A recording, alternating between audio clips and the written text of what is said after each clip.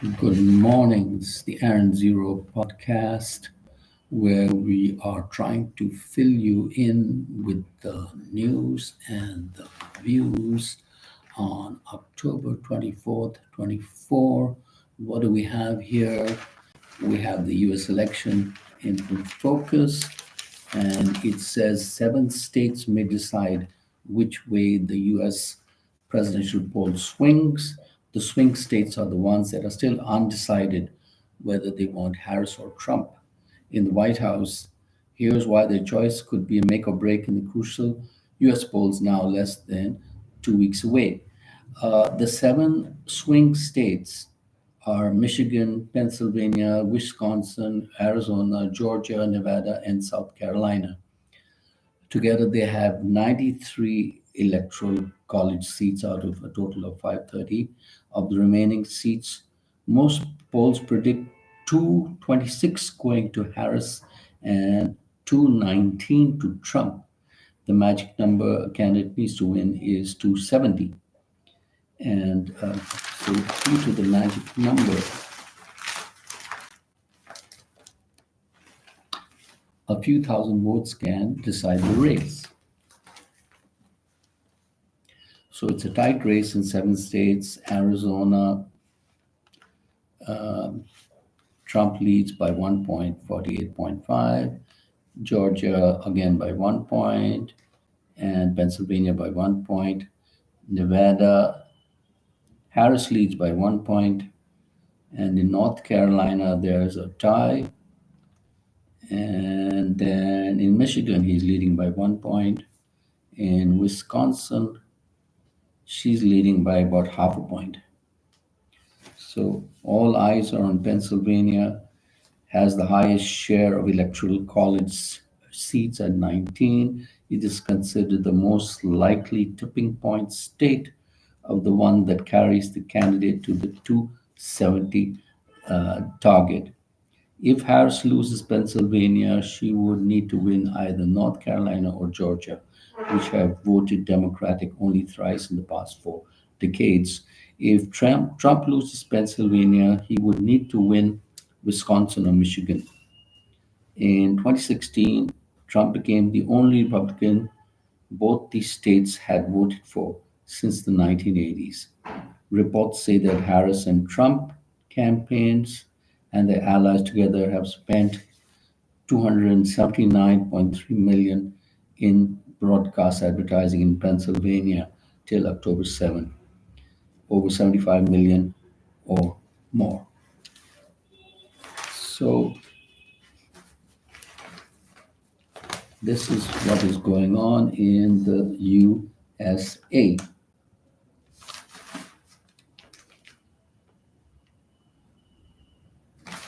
What else do we have here?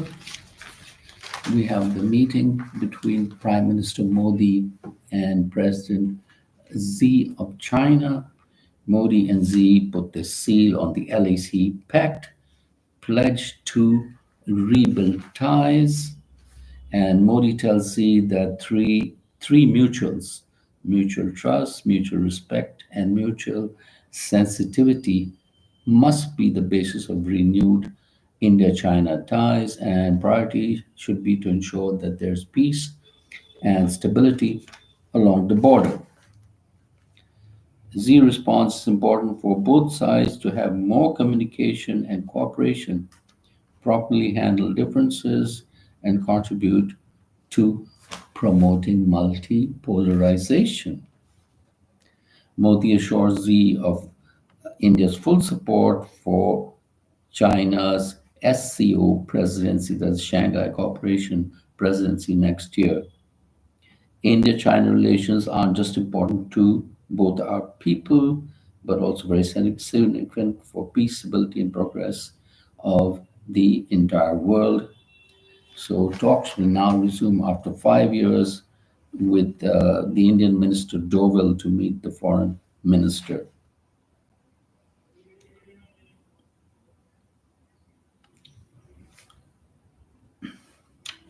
In other news, Microsoft founder Bill Gates and JP Morgan Chase Jamie Dimon who have long stayed on the political sidelines, throw their support behind Kamala Harris in the presidential race. And here we have Israeli Defense Minister Yoav Gallant says that after Israeli strikes in Iran, the world will understand its might. Hezbollah announces that Hashim Safieddine, a likely successor to Nasrallah, was killed in an airstrike. And another headline out here is that thousands of North Korean soldiers have been sent to Russia. It is what the West and Kyiv fear could develop into a major deployment to back Moscow's invasion of Ukraine.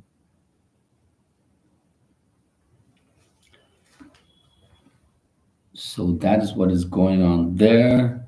And the US envoy to India, Eric Garcetti, says we'll be satisfied only if guilty are held accountable, says the US envoy. Want more than just assurance of no repetition.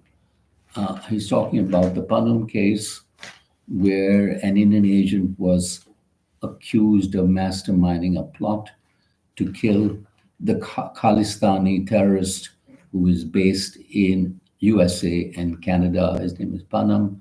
He's a terrorist. And of course, neither the Canadians or the Americans care.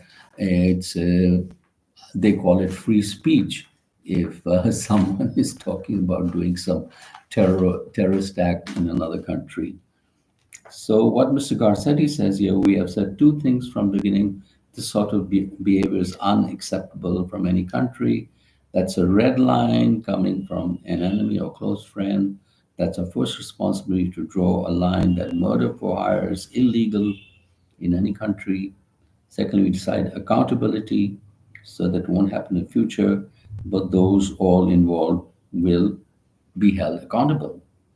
We always tell our Indian friends to focus on crimes, and when we focus on crimes as opposed to opinions, we're able to see progress. When an Indian consulate is attacked, we launch a criminal investigation. We take terrorist acts, not words, but acts, incredibly seriously. But Mr. Garcetti, my point to you is that people who make threats don't make just idle threats. And these are people who have bombed an aircraft, an Air India aircraft, which blew up in 1980s, I believe, with 329 people died. And the Canadians refused to hand over the person who was accountable for that. And so that is the story there. It's like a one-sided conversation where America and Canada have their own viewpoints on something and are not really, according to me, not really tuning into India's point of view. Then there was a politician from Bombay called Siddiqui who was murdered. So it says 3 from Pune, 1 from Haryana held. So that keeps going on. And the finance minister says that they will keep a tab on foreign money coming into the country, FDI, in national interest, um, amid expectations of easing curbs on investment from China. We want business and investments, but also need safeguards, as India is located in a neighborhood which is very sensitive. I can't blindly receive FDI. So during an interaction at Wharton School, she said, without naming any country, said government has concerns about the origin of investments, and sometimes the beneficiary is the concern. And I would think so because a lot of investments that come from Chinese companies probably have the eye of the Chinese government behind it, and the Chinese government will watch what they are doing and probably try to interfere. So Delhi is still having bad air quality in Delhi, and the current air quality is about 300. Yesterday's quality.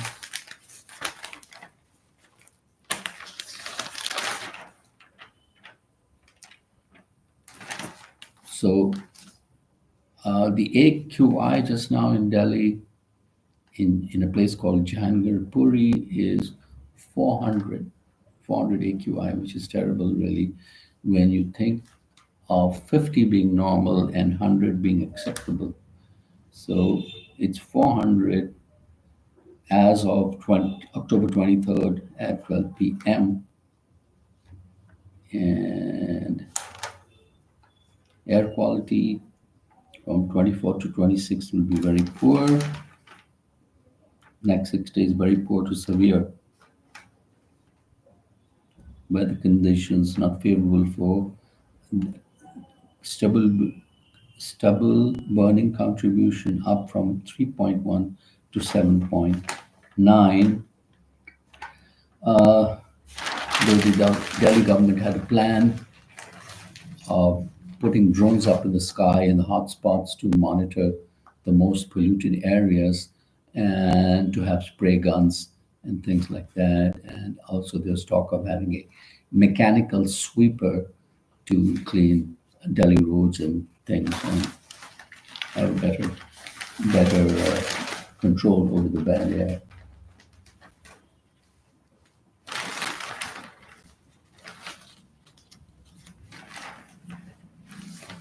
Then antibiotic resistance is putting millions at risk. Medicines that were once effective in treating serious infections now failing, leading to higher mortality, stress on the severity of the situation, stating that minor cuts can become life-threatening and routine surgeries can become high risk procedure due to ineffectiveness of antibiotics. So antibiotics, which were once effective, are now failing, leading to higher mortality rates and prolonged, costly treatments for those who survive. So, antimicrobial resistance is a reality and is spreading silently across hospitals and communities, putting millions at risks, says Dr. Shukla of All India Medical Institute.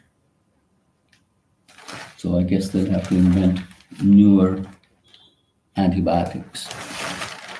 And on this day, Mount Vesuvius in Italy erupted in 79 AD, burying Pompeii and three other prosperous Roman cities, killing thousands. And so Prime Minister Modi says we support talks, not war.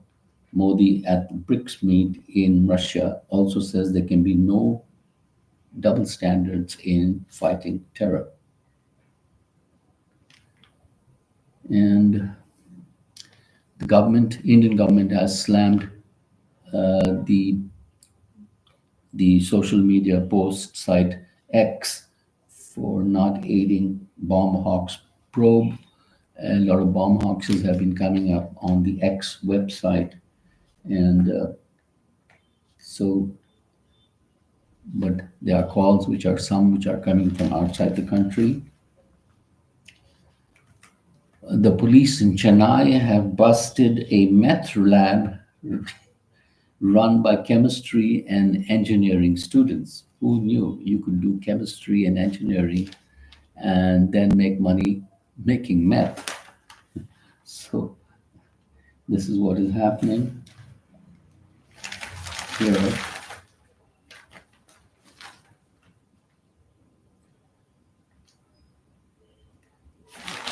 Then what do we have? Quickly, let us go through this news quickly.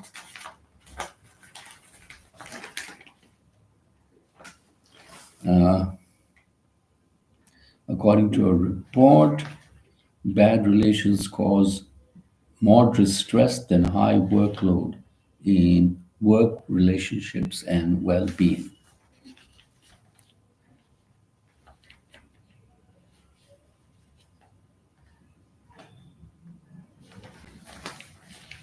According to the Supreme Court, intoxicating liquor can be left to the state legislators to regulate it.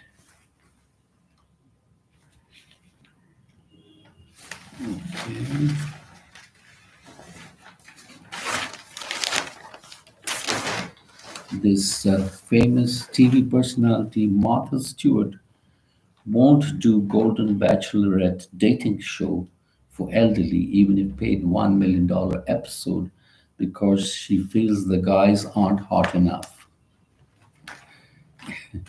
And then, is it a prank gone too far? Cardi B slams anonymous caller who sent child protective services to her house, threatens to sue them.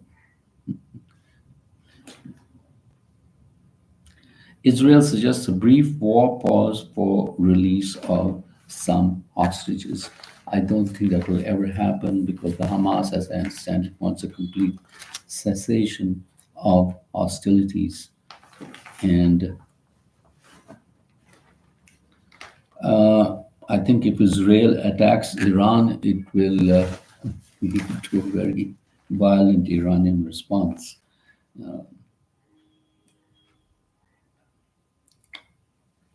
And what else? We are almost at the end of the news.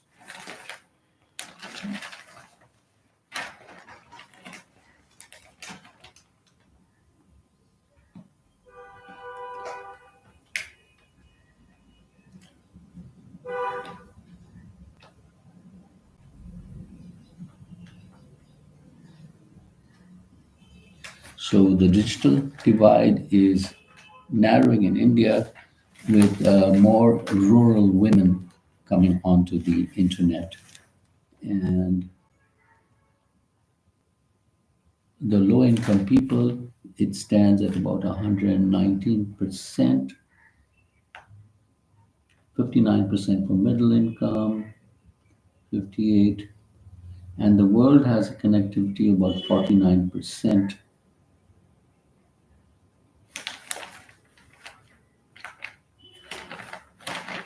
So gold and silver prices as of now dip after hitting highs. Gold touches 81,000 rupees for 10 grams and lower on profit booking. Silver also slides down. And we're almost running out of time. I've always wanted to be a massy actor, says Sanjay Dutt, which means he wants to act for the masses. Now 65 years old, and he says filmmaking has become more professional now, and he inches closer to the half-century mark his involvement in Bollywood. Admits that his passion for acting has kept the fire in him burning at 65, who has a packed shooting schedule. An actor's passion doesn't die, it's the passion that keeps you going. With a career spanning decades, the KGF Chapter 2 actor has witnessed the evolution of storytelling from the raw, uncontrolled energy of yesteryear filmmakers to the stark, sleek, tech-savvy makers of today. And according to Sanjay Dutt, 90% of our audience are the masses. We must cater to them like the South India film industry does. They have not forgotten to be massy, which means catering to the masses. Has become more professional, and there used to be a lot of bonding. There used to be so much interaction between the whole unit. Now one gives a shot and goes back to their vanity vans. But I understand you have to move with the times. This is what he says. And Diwali is coming soon. So we have Diaz that are taking over the market, and we are running out of time. And we thank you for watching the Aaron Zero Show podcast. Check with us next time.